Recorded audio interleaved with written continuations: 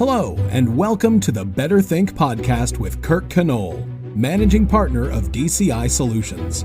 In this powerful weekly series for business owners and CEOs, Kirk shares his insights to outthink and outperform the status quo, giving you the edge to succeed. Now, here is your host, Kirk Conole. Does your company still pay your vendors by mailing paper checks? There's a far better way to send checks that increases productivity, reduces risk, and saves your company massive amounts of money.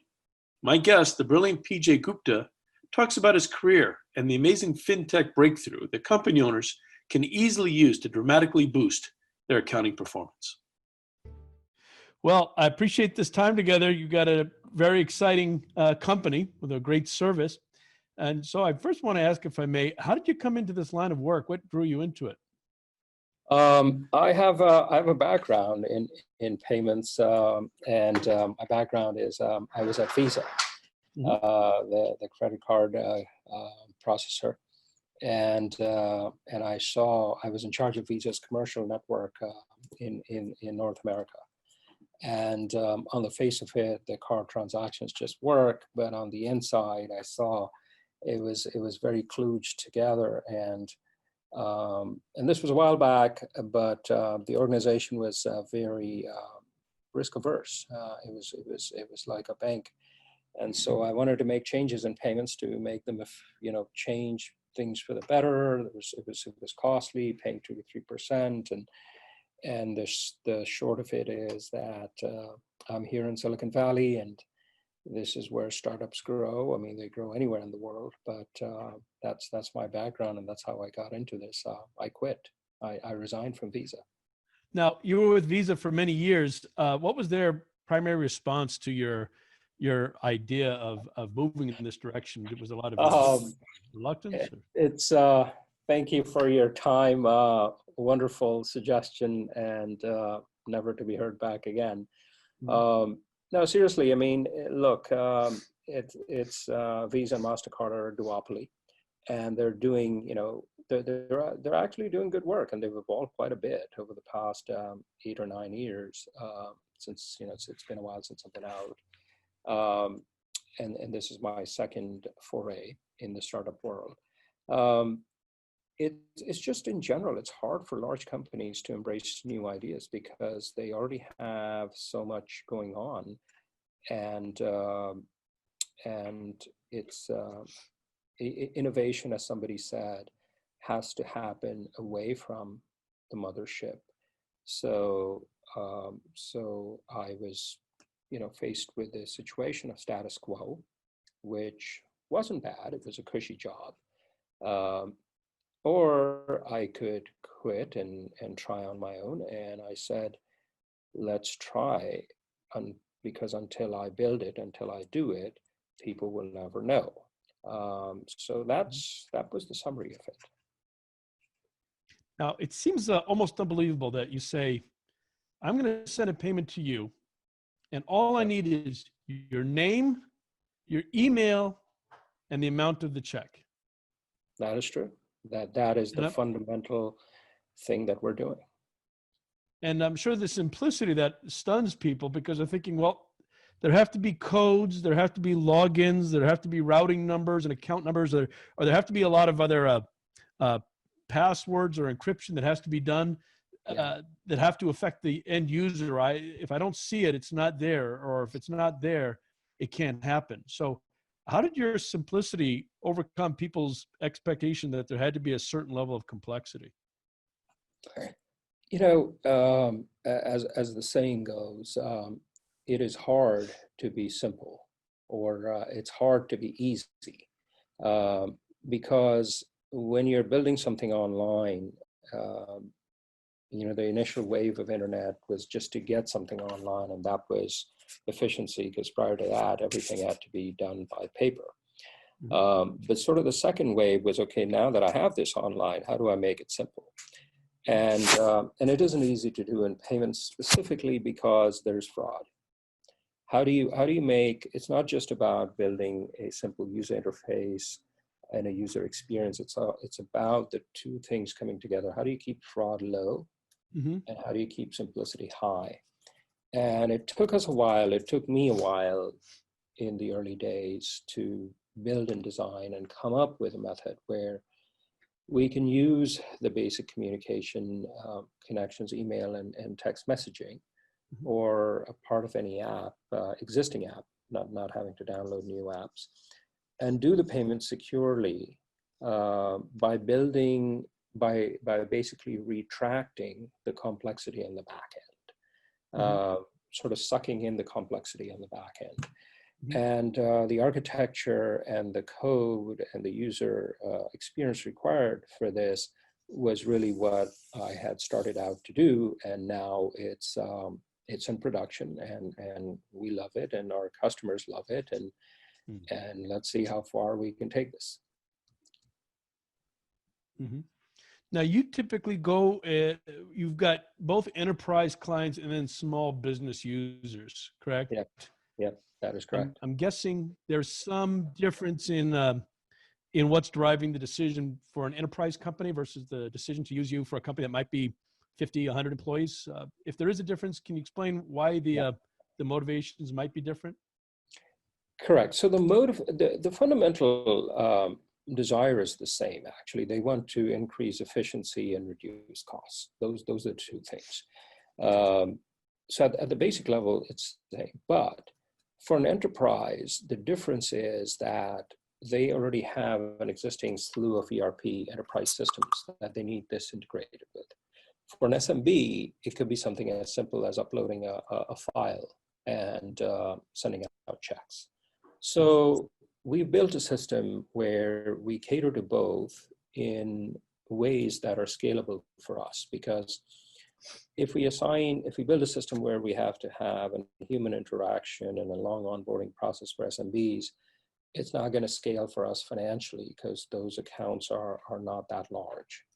So we have a self-onboarding system on our site, and our API is available publicly. And we built it in a way that we've built all the security on the back end so that we can expose our API publicly. So an SMB can come in and do one of the two things, either use our API or just upload a CSV or an Excel file to send out checks. An enterprise, because it deals with different systems on the back end and it has very specific requirements and risk analysis, et cetera, we engage more sort of one-on-one. It is the same API, but it's got a lot of add-ons that we typically offer an enterprise and customizations that we can do for them. So at the core of it, it's the same system, but the way we offer the same system to SMBs is completely online, and it works well for them because they're savvy and they're it's one or two people often who are implementing it. For the enterprises, it's more of an engagement model where there's a contract that we set for at least a year and following. And we offer them different customizations and different integrations to the ERP systems, so we can cater to them.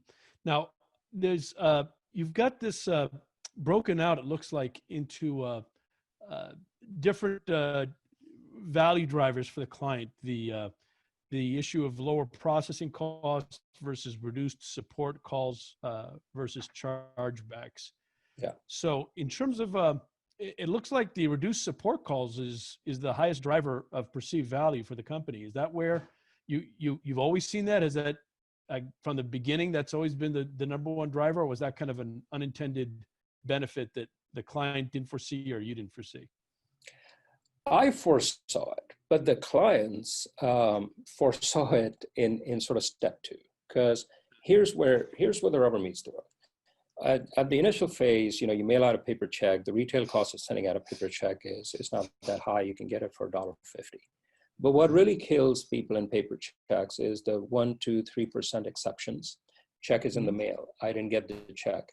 Cancel it. Put a stop payment. Reissue the check.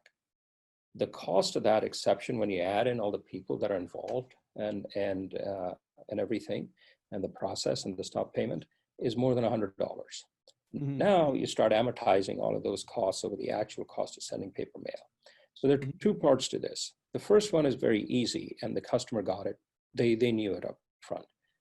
Me, on the other hand, because I'd been in the back office and I was familiar with the exception processing, knew that in the long term, this cost will become more important, because at the start, we come in low because our retail price is $1 and we go below $1 from Right. the Just start. to clarify, when you say retail price, you mean if I use your system, it will cost my company $1 to transmit a check electronically through your technology. Correct.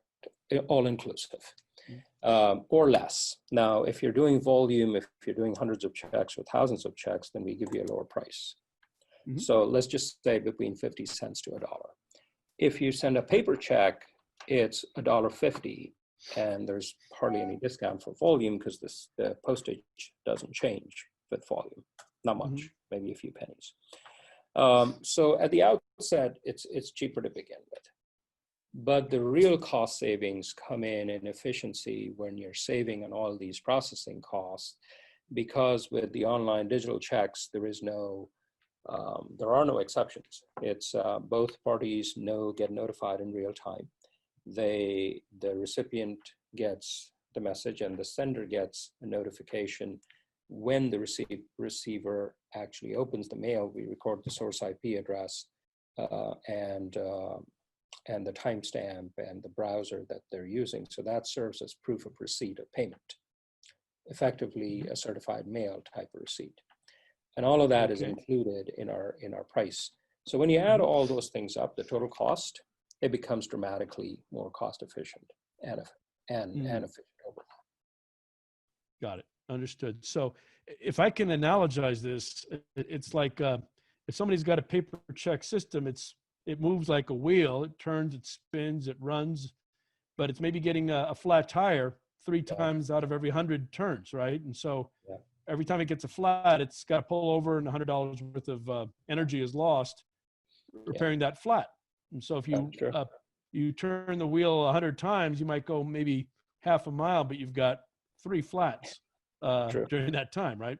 Yep. So you're saying that it's cost efficient because of the exceptions. That's the number one place where people realize, it's not the only place, but it's the number one place where accounting departments realize less stress, less time lost, greater productivity.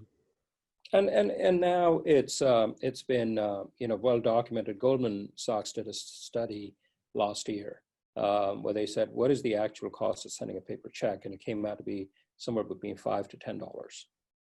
Mm-hmm. So when you compare with that, we're charging 50 cents to $1. It's an order of magnitude savings. Yeah, and if companies are saying, but PJ, I already do electronic payments. I have a card rebate program that my bank, XYZ Bank, offered me, right? So I use that bank. I pay people by credit card whenever I can, and I get a nice rebate.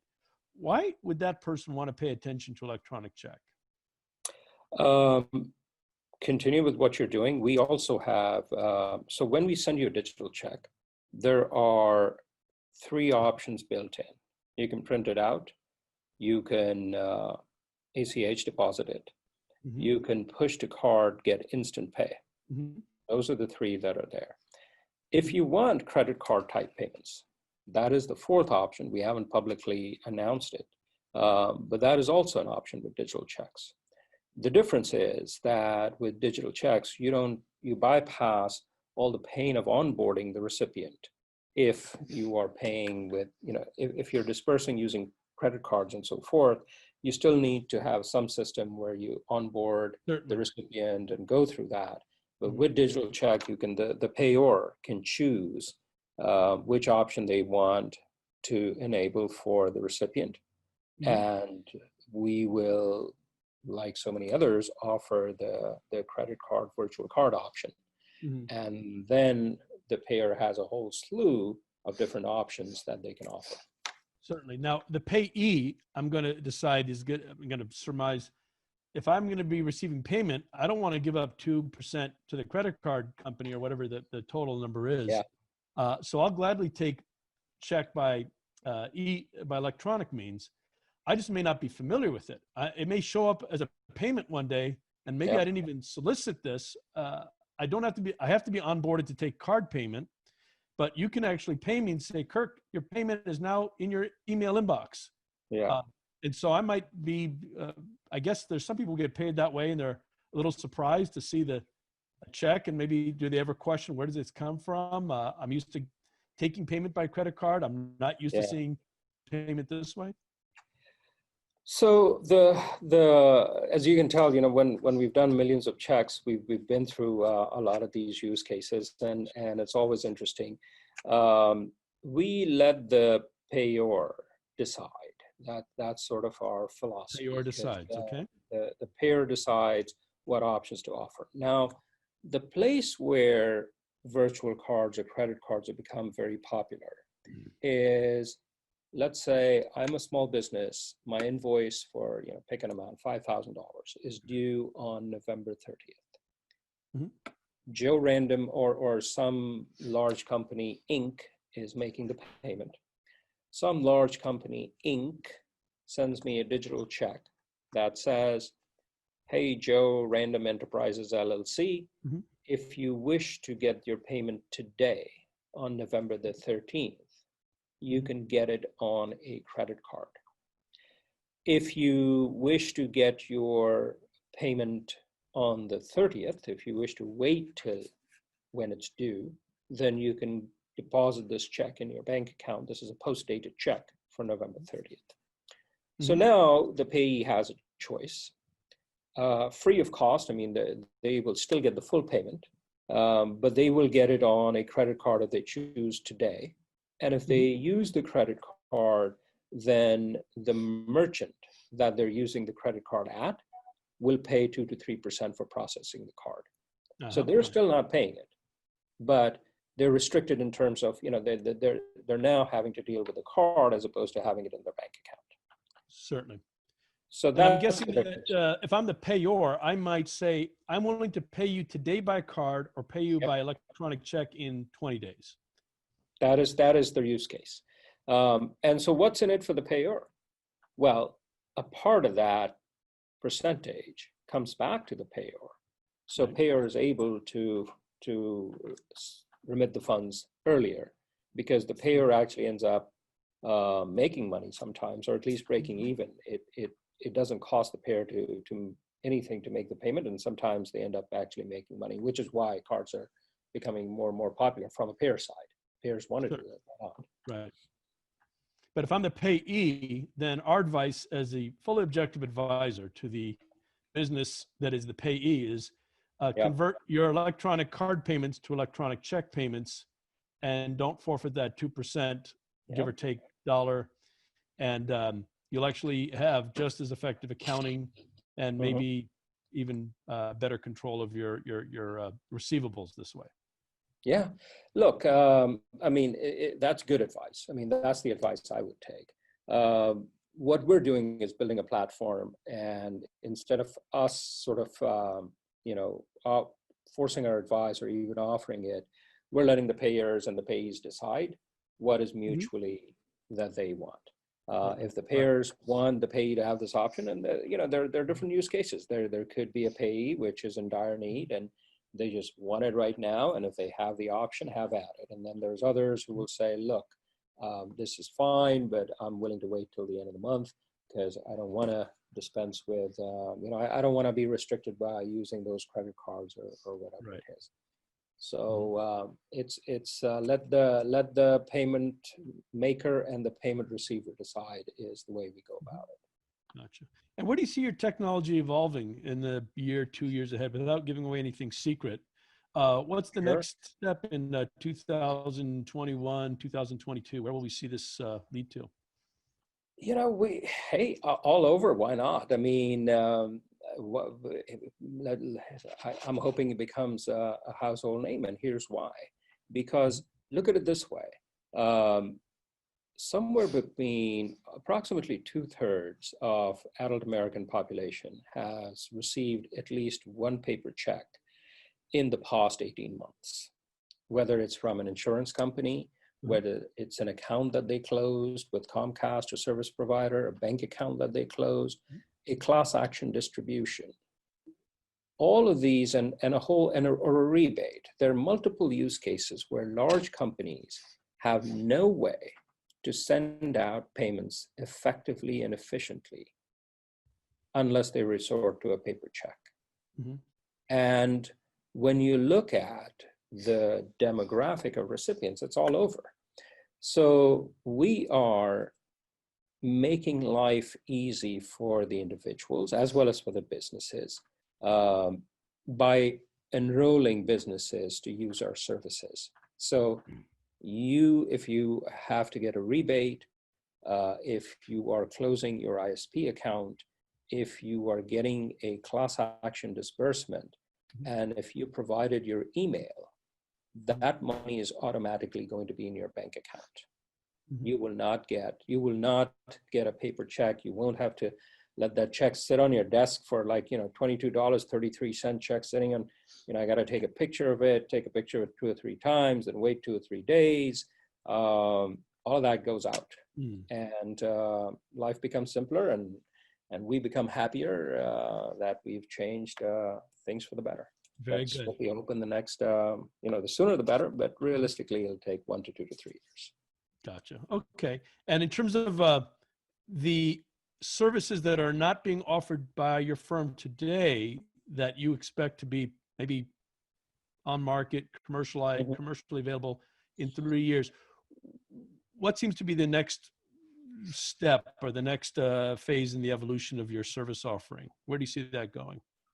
Good question. One of them I already kind of hinted at you, which is credit card payments. The other one is going international.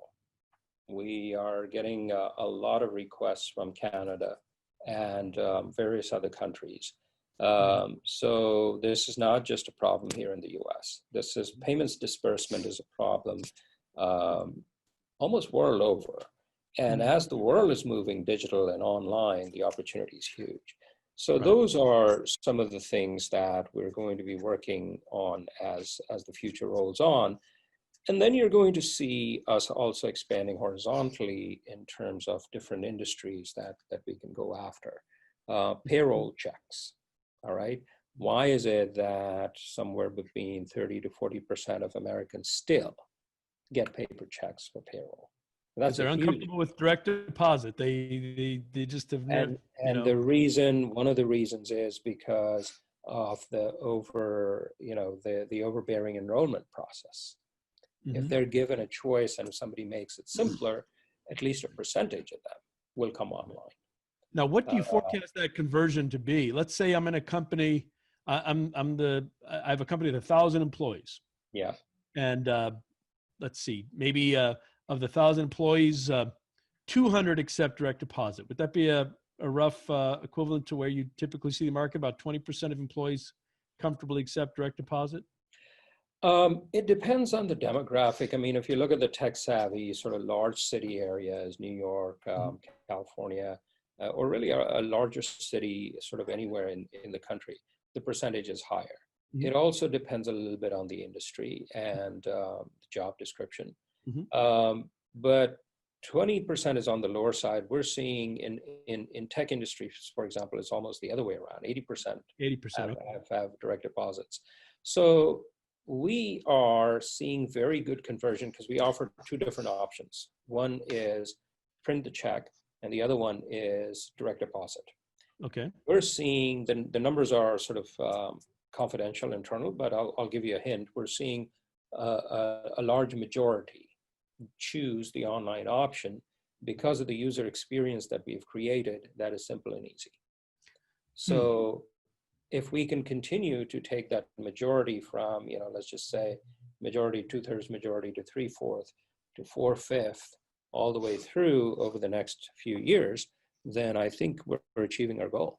So if I'm the CEO of this 1,000-person manufacturing company in Louisiana, and maybe I do have a blue collar, no collar workforce. Yep. And maybe the number is 20%. And I've got 80% of people that want the check the old fashioned way, right? So I've got a whole counting department that loses maybe a better part of a day or so just getting the checks folded, stuffed or whatever, if they do it internally or, we pay ADP, Rating, or someone to do that. I could potentially get that low percentage, whatever it is, below 50%, maybe it's as low as 20%. The people that gave up on direct deposit because it seemed not quite immediate enough. It didn't seem tangible enough. It didn't seem maybe real enough. Your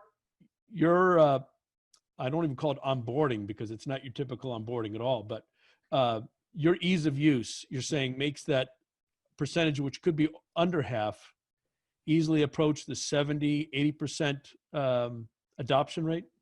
And here's why. I'll tell you, this is a simple answer. Because as you said, human perception is huge. The immediacy of availability of payment is huge to a blue collar workforce. I want my money, I want it now. And the reason people ask for it is they physically take the check to the check cashing. They're happy to pay 5 to 10 to, a fee to just get their money in their hand. If I can do the push to card is an option with us today. And you put in your debit card and the funds are there in your bank account in 18 seconds. And you can use the same debit card to buy, whatever, if you're at the 7-Eleven or if you're at the gas station or what have you. So it solves the immediacy of payment. It also allows things like, anything that's Visa, MasterCard branded, it could be a prepaid option too. So people who are underbanked, who don't have a traditional sort of full feature checking account, and all they have is a debit card, it brings them into the fold. And it solves the biggest problem of funds availability in real time. And when we solve those two problems, the numbers go up dramatically. And you'll still have a few holdouts, but I'm imagining that might be time. I mean, there are people who not everybody. It's a bell curve. There's always going to be holdouts, and that's fine. If I started from 20% and if I reached 80%, I'm a happy camper. Gotcha. I know that the rest of the 20 will come sooner or later, but I've achieved my main goal, which is to get the mainstream on. And at some point, I'm imagining there are going to be some companies bold enough when they get to 90-something% to say, starting next pay period, there are no more paper checks, period. That's true. Right? Who's going to put the hammer down and say, look what happened in every industry. Bank statements, paper statements, paper checks that were being mailed out by the bank. Initially, for a few years, the banks were like, okay, we'll send it to you for free. Then it became like, well, they're going to be available online. And if you want us to send you paper separately, you got to pay for it. And it started off as a tree saving movement, et cetera. But the bottom line was there was economic benefit. There was economic benefit to both parties. So a lot of people switched, and then there were a few laggards. And now that the wheel is turned, as you said, if a CEO says, hey, only 10% are left, I'm just going to shut it off completely. They can do that because it's only 10%. And as long as those 10%, have some easy way of being able to accept, fair and reasonable. So that's really what we're hoping for, to make it simple and easy so that nobody has to complain, look, I want it online, but I don't want to go through this onboarding process. No, you don't. I want the funds right now. Yes, you will. I want them to be able to spend them any place that I want with ease and convenience, whether it's online, whether it's offline. Yes, you will. If those problems are solved, then it totally makes sense for your use case to say, hey, everybody's got to go online. And is there anything that your solution in your company is called Instant Pay? The solution is called Instant Pay, yes. Is there anything in the realm of ACH that the client's already using, direct deposit ACH, for at least for payroll? Let me talk about payroll processing. Is there anything that is approximately as good and easy to use as what you're offering in Instant Pay? Or would you say that Instant Pay is in a different class from all other methods of direct deposit? Well, I'll let you be the judge, but I'll tell you the facts. ACH takes a minimum of 2 days to an average of 4 days. Instant Pay is literally instant. Okay, that's fact one. Okay. Fact two is onboarding for ACH requires a copy of paper checks or filling a form out. and processing it, which takes, if you're doing it in paper, it takes a week. If you're doing it online, you have to go through multiple screens. Instant pay, you put in your 16 digits, 4 digits, and you get your money. And you just have to do it once. Subsequently, the money is transmitted automatically to the same bank account. So those are the two fundamental differences as part of the network on which ACH and Instant Pay work. So I mean, why would anybody want to wait for so long and go through that process? So I think everybody will, but that option, the Instant Pay option, has not been available up until now. So we're really hoping that people come at it, and so far the reception has been pretty good. And you mentioned something about international. So for companies that might have a workforce in Puerto Rico or Victoria, British Columbia, or wherever outside Mexico City or Tijuana, maybe even Hong Kong, they've got workers there. This allows the employee in Hong Kong to get paid in a matter of seconds, just as easily as if he's in Honolulu or say Long Beach.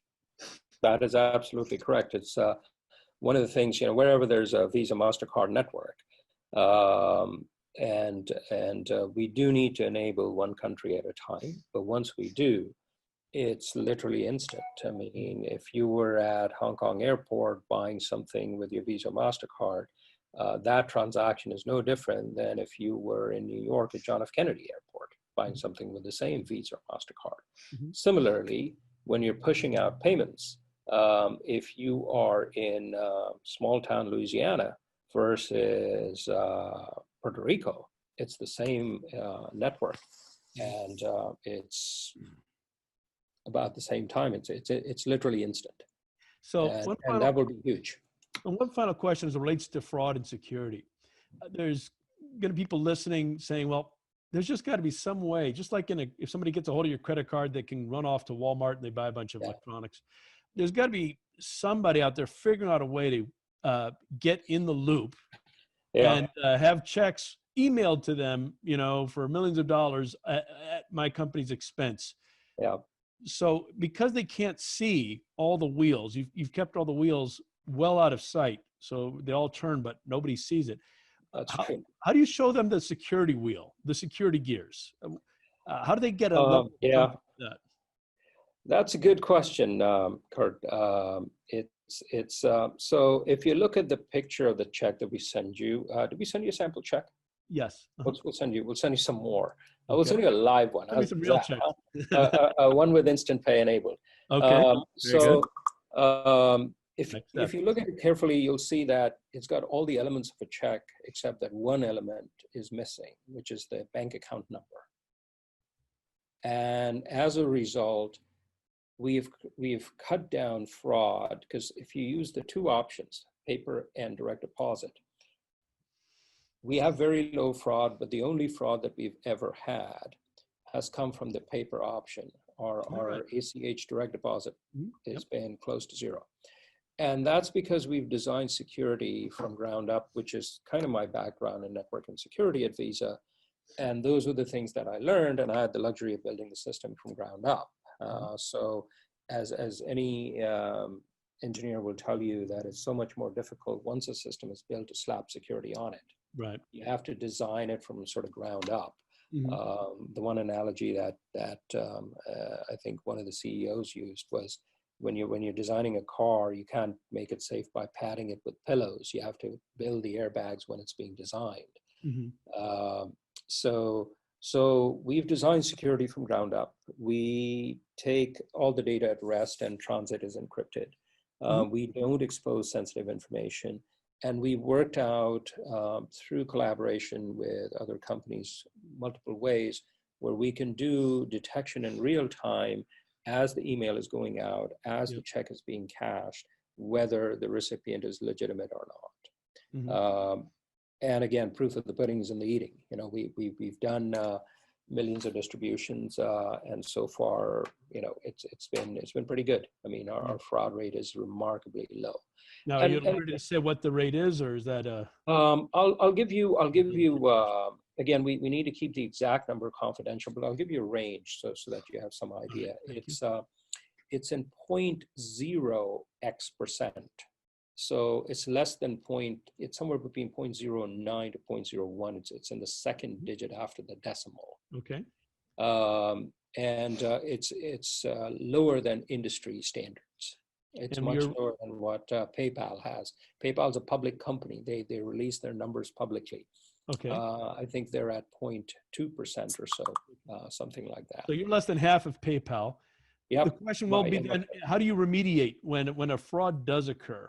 Yep. What is the fallback position to ensure that the client is made whole and not left with a Fair enough. In online payments, the fraud is generally, the liability of the fraud is on the originator. Mm-hmm. Now, in our case, if we find the originator has taken all due diligence and it's been completely, they've done everything right, then we will reimburse. But we don't have the rule is still, for example, if there's credit card fraud, if somebody uses a fake credit card and Amazon ships to them, who's on the hook? It's Amazon who's on the hook. Similarly with us, if a company sends out payments and one of those payments is cashed fraudulently, then it's the company that is on the hook. However, we have had cases where we've taken a look and recovered from using law enforcement, and we've transferred the funds to the company. So in effect, we've actually been the fraud mitigator for the company. So that hopefully that gives you some idea of how the rules are laid out.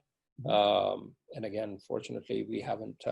If you have here's the short version of things with fraud.